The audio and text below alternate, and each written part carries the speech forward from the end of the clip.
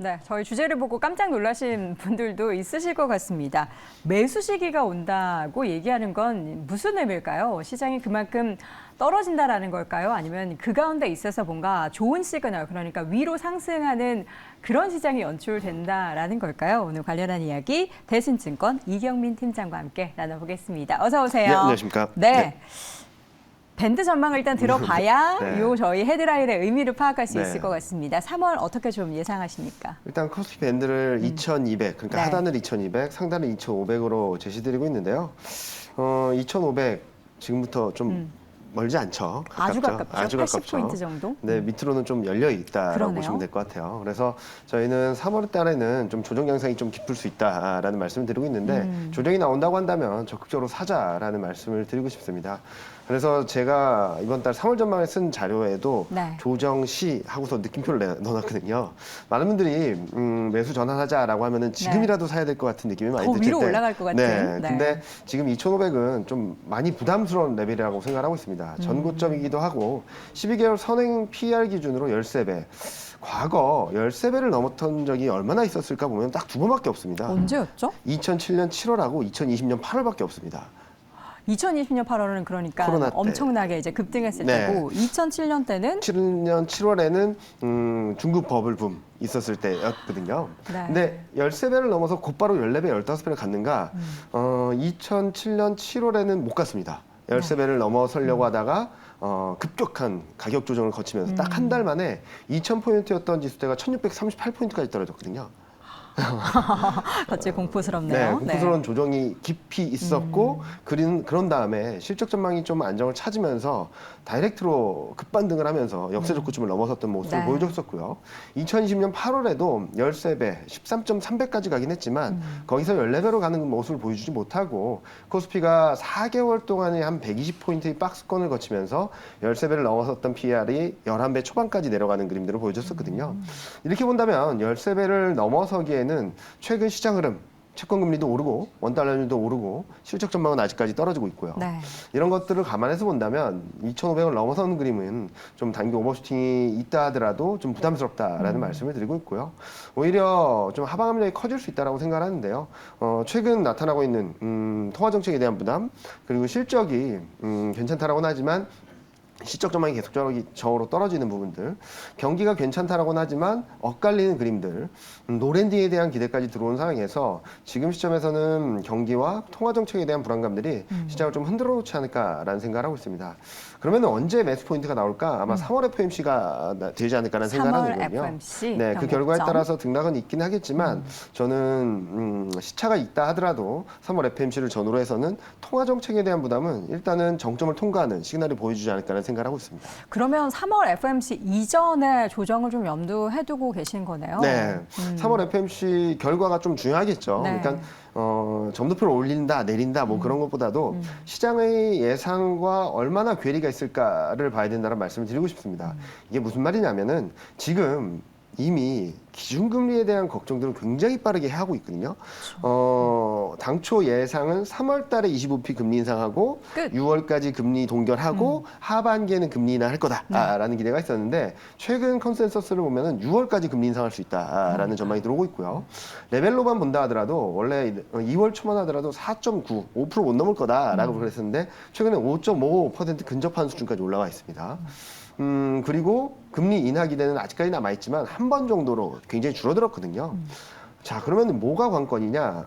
시장 금리 인상 컨센서스, 기준금리 컨센서스를 넘어서는 점도표를 보여줄지, 그 수준에 부합하는 점도표를 보여줄지, 그 밑의 점도표를 보여줄지 이에 따라서 단기 등락은 있다 하더라도 더 나빠지는 그림이라기보다는 최악의 상황 그리고 통화정책 측면에서는 가장 부정적인 시나리오를 반영을 한 뒤에 시장이 바닥을 잡아가지 않을까라는 예상을 하고 있습니다. 그러면 그 FOMC를 기준으로 해서 전에는 불안감에 계속해서 뭔가 박스권 네. 안에서 움직이지만 FOMC 결과에 따라서 부정적으로 그러니까 점도표상에 뭔가 6 이상의 부정적으로 더 높은 네. 금리에 대한 부분들이 언급이 되면은 그때 저점을 볼 수도 네, 있다라고 한 번 더 레벨 다운 생각- 되겠지만 만약에 그럼 시장의 예상대로 지금보다 큰 차이가 없다라면 그냥 박스권 정도의 움직임을 등락을 보이다가 좀 방향성을 위쪽으로 잡아가지 않을까라는 생각을 하는 거고요. 네. 만약에 저희가 예상했던 것보다 그러니까 시장의 예상보다 더 높은 기준금리 기준금리 점도표가 나오게 된다면 단기 충격은 있겠죠. 단기 충격은 있다 하더라도 네. 그로 인해서 새로운 하락 추세를 걷기보다는 단기 충격, 좀 언더슈팅 이후 좀 바닥을 잡아가는 그림. 즉 무슨 말씀을 드리냐면 통화 정책에 대한 부분들에 있어서는 3월 FOMC를 지나면 또 6월 달까지 기다려야 되거든요. 네. 그 와중에 경제 지표가 좀 부진하게 된다면 통화 정책에 대한 안도감은 좀 들어오지 않을까.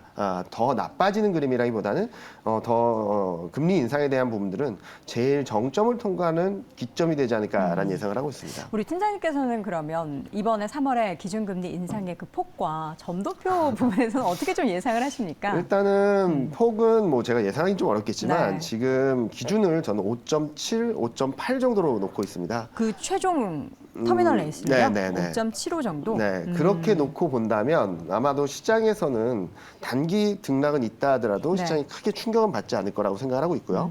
만약에 6이라는 숫자가 보여지게 되면 네.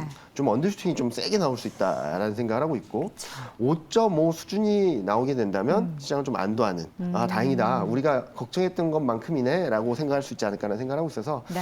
그런 것들은 23년 점도표는 그렇게 보시면 될 것 같고요. 또 하나 관건은 24년하고 25년 점도표죠. 네. 왜냐면은 인하. 12월 FMC에서 저는 너무 많은 것들을 공개해줬다라고 생각을 하는데요. 무슨 말씀을 드리냐면 23년 경기를 저점으로 네. 24년, 25년 0.5, 1.6, 1.8 경기는 올라가는데 금리는 23년이 5.1, 4.1, 3.1입니다. 물가만 잡히면 통화 정책, 그러니까 금리 인하 사이클로 들어갈 수 있다는 걸 보여줬거든요. 그렇죠.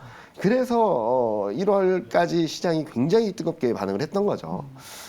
그런데 이번 3월 FMC에서는 자 24년, 25년 점도표와의 갭이 100bp를 유지할지 더 벌어질지 아니면 좁혀질지에 따라서도 단기 등락 이후 방향성을 잡아가는데 좀 힘이 실리지 않을까라는 생각을 합니다. 네. 자 예를 들어서 75bp, 그러니까 100bp 이내로 좁혀지게 된다면 네. 금리 인하의 속도나 강도가 좀 제한적이지 않을까라는 생각을 할 수 있기 때문에 시장이 바닥을 잡고 턴하는데 좀 시간이 걸릴 수 있다라고 생각을 하고 있고요. 100bp 또는 그 이상으로 확대가 되게 된다면 네. 시장은 단기 충격은 있다 하더라도 기대를 하겠죠. 금리 인하 더 강해지는구나. 물가만 잡히면 금리 인하를 더 빠르게 할 수 있겠구나라는 기대를 할 수 있어서 그런 부분들까지 3월 FMC에서 체크해 보신다면 좀 방향성을 가늠하고 단기 흐름들, 매수 타이밍을 잡아가는데 좀 도움이 되시지 않을까 생각을 하고 있습니다. 자, 우리나라와 미국 간의 금리 차이가 지금이 1.25% 네. 포인트인데 이게 향후 더 벌어진 것에 따른 좀 부담감이 있긴 한데 실질적으로 지금 겪어온 거 보면은 우리가 걱정하는 것보다는 큰 문제가 없는 것 같아요. 그렇죠. 뭐 네. 일정 부분 영향을 줄 겁니다. 금리 차가 벌어지게 된다면 네. 한국 금리보다 미국 금리가 더 높은 수준을 유지하게 되거나 아니면 더 벌어지게 된다면 일시적인 영향을 줄 수는 있겠죠. 그런데 이 한미 금리가 금리 차이가 절대적인 영향이냐? 그러면 1월달에 외국인 자금이 들어오면 안 되겠죠. 네. 그렇지 않습니다. 무슨 말씀을 드리냐면 외국인 수급이나 유동성의 흐름들에 있어서 중요한 것은 펀더멘탈이라든지 환율이라든지 이런 변수들 그리고 장차 흐름들의 예상하는 그림들 기대하는 부분들이 어떤 그림인지를 중요하게 보는 거지 한미금리 역전차 금리 차이에 의해서 자금이 들어왔다 나갔다 한다면 과거에 한국 금리가 미국 금리보다 높았을 때 항상 돈이 들어왔으면은 저도 합리적이다라고 그렇죠. 볼 수 있겠지만 매번 그때도 달랐죠? 매번 달랐던 거기 때문에 한미 간의 금리가 역전돼서 그 차이가 벌어진다라고 해서 이제 시장이 외국인이 무조건 빠져나간다라고도 보기 좀 어려운 상황이다라고 말씀드리고 싶습니다. 네. 자, 그렇다면 우리가 이제 그 박스권 안에서 사실 2월도 굉장히 네. 지루했지만 종목별로 보면은 엄청나죠. 굉장히 편차가 많이 네, 나서 네. 여기서 수익 내신 분도 있고 반면에 못 내신 분들도 있어요. 박스권 내의 전략 3월에는 어떻게 좀 짜야 될까요? 저는 여기서 크게 욕심을 내지 말자라고 네. 말씀을 드리고 싶어요. 왜냐면은 업사이드, 그러니까 위로 올라갈 수 있는 폭보다는 좀 변동성이 커지게 된다면 좀 조정의 폭이 크기 때문에 여기서 욕심 내기보다는 좀 단기 순환매에 대응하시는 게 맞지 않을까라는 생각을 하고 있습니다. 최근까지 2차 전지가 너무 뜨겁죠. 네. 그런데 어제 같은 경우는 장 후반에 막 변동성이 밀렸죠. 커지는 모습들을 보이기도 하고 약간의 균열의 조짐들이 나타나면서 눈에 띄는 부분들은 그동안 많이 묻혀있던 종목들이 움직한다는 거죠. 음식료라든지 네. 중국 소비 관련주라든지 오늘 같은 경우는 제약바이오까지 그동안 안 움직였던 종목들이 움직인다고 한다면 아마 순환매가 한번 나올 수 있다라고 생각하고 있습니다. 거기다가 3월 초에는 이제 양해도 예정돼 있고 그렇죠. 그런 기대감들이 복합적으로 보여지게 된다면 아마도 중국 소비주 플러스 그동안 아주 소외되었던 제약바이오, 바이오보다는 좀 제약주. 그러니까 바이오는 채권금리가 너무 높아졌기 네. 때문에 좀 좀 힘들다 하더라도 실적이 어느 정도 담보된 제약주 같은 경우는 가격갭 메우기 차원에서의 반등 지도는 나올 수 있다라고 보고 있어서 지금은 어떤 업종을 들고 가자라기보다는 짧게 순환 매대응을 하자. 특히 소외주 중심으로 내수주 중심으로 순환 매대응을 하신다면 아마 변동성이 커지는 구간 또는 박스권 등락에 있어서 플러스 알파 수익을 내줄 수 있는 단기 전략이 되지 않을까라는 생각을 하고 있습니다. 그럼 업종 잠깐 힌트 주셨는데 그 덜 올랐던 종목들 지금 일단 상승하고 있는 종목들에 대한 관심이 좋을까 말씀해 주셨던 뭐 음식료, 제약 네. 쪽 외에 또 다른 업종을 이야기하자면 뭐가 다른 있을까요? 업종들이 많긴 한데요. 좀 불안정한 것들은 많죠. 그리고 통신 같은 경우도 좀 많이 소외돼 있습니다. 네. 왜냐면은 최근 분위기가 너무 좋았기도 했고 그런데 통신 같은 경우는